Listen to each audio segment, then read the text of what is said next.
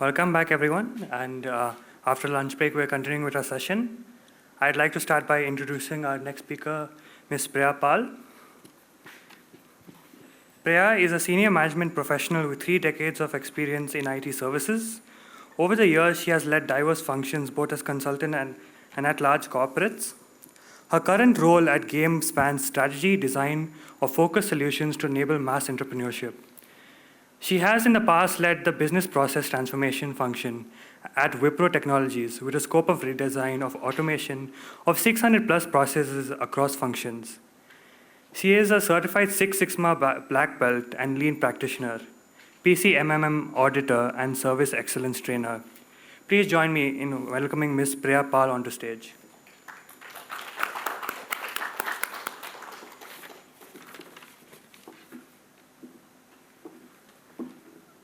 Well, I think before I hand over the mic and presentation to Priya, I'm sure all of you would have heard of the name GAME, right? It's really going to be a game changer for the country because the focus is on women empowerment, starting at the school level and going all the way to women entrepreneurs across the country. The kind of work they do is just amazing because you have to nourish the entrepreneurs at the school level itself. And they have a fantastic line of people who are highly dedicated to that work. And we have seen that kind of impact they've already created in a couple of states like Punjab, Delhi, right, to name a few. And I have also seen the kind of work which they have done with some of the other NGOs where I work, especially on women entrepreneurs. Everybody tells about GAME. And I think it will be the game changer for the country as we progress further in trying to bring in women empowerment in our regular agendas. So over to you, Priya. Thank you. Thank you, Ashok, and thank you, Unfold, for this opportunity. Good afternoon, everyone. I represent GAME, and GAME is an acronym for a Global Alliance for Mass Entrepreneurship. The reason we are here is really to tackle a problem of what we call meaningful employment for the youth of our country. So if you just look at some broad statistics, we are looking at over the next few years, almost 60% of our young folks entering into the employment market. And the reality is, are there enough job opportunities which are meaningful and which will lead to growth for all of them? And this is a problem that we are trying to tackle based on certain theories that we have. And what we do is we call ourselves a backbone organization. What we mean by a backbone organization is that we work with a series of partners and we work both at a policy advocacy level as well as at an implementation level to bring about what we call an entrepreneurship ecosystem across India. And just to look at it very simply, to use a gardening metaphor, our theory of change is rooted into what we call a seed, soil, climate landscape. And what we mean by this is, why is it that there are not enough job opportunities for people? So one of the things that has come about is, who are the people who can give employment to a large population of India, not only limited to our tier 1, tier 2 cities, but across all cities. And the answer really is MSMEs. Because the MSMEs are where we have small entrepreneurs, small what we call livelihood to entrepreneurs taking shape. And if they are able to grow and employ 4 to 5 people, the entire number of people who get employed can rise exponentially. So when we look at entrepreneurship in that lens, we are looking at one, creation of new entrepreneurs, and second, growth of existing entrepreneurs. And to do this, when we look at SEED, we are looking at how do we inculcate this culture of entrepreneurship in youth.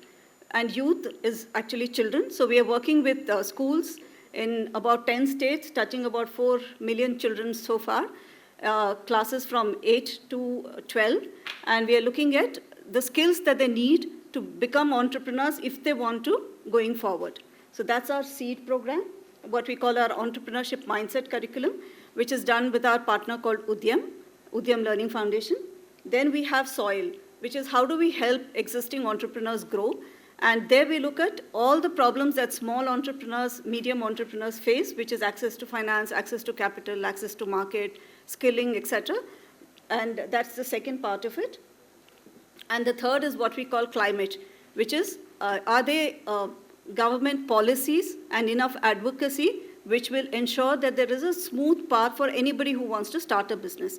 So towards that, we work on policies which are like ease of doing business in a particular state. We also look at bringing out research and policy articles on things like delayed payments or what is the need for access to finance, etc.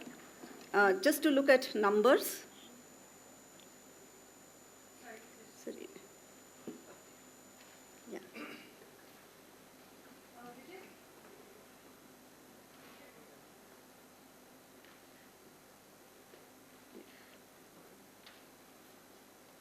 Yeah, so while it comes up, we measure our impact in terms of three what we call archetypes. One is the entrepreneurs themselves.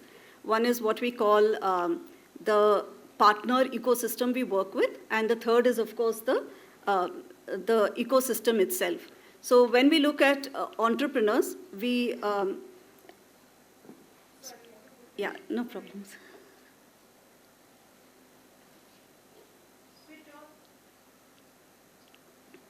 Okay.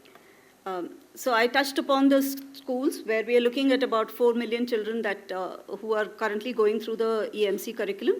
When we look at access to, yeah.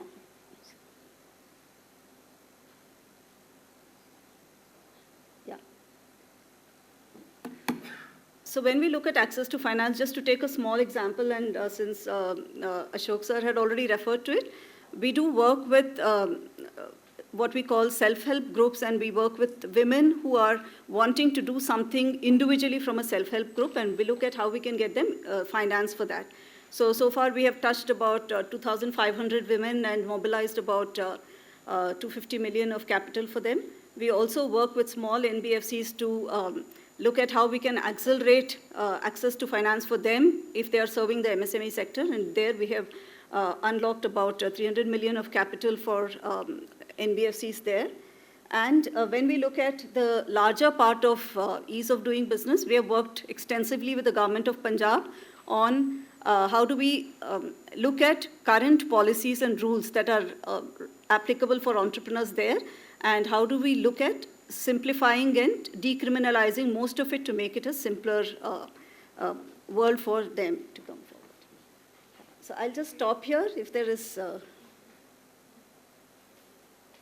So what we are looking for is, as we go forward, we are looking at creating what we call local entrepreneurship systems in small towns and villages, tier 2, tier 3, which will create an environment for youth not to go to larger towns, but to stay in the places they are and create meaningful work for themselves and for the people around them.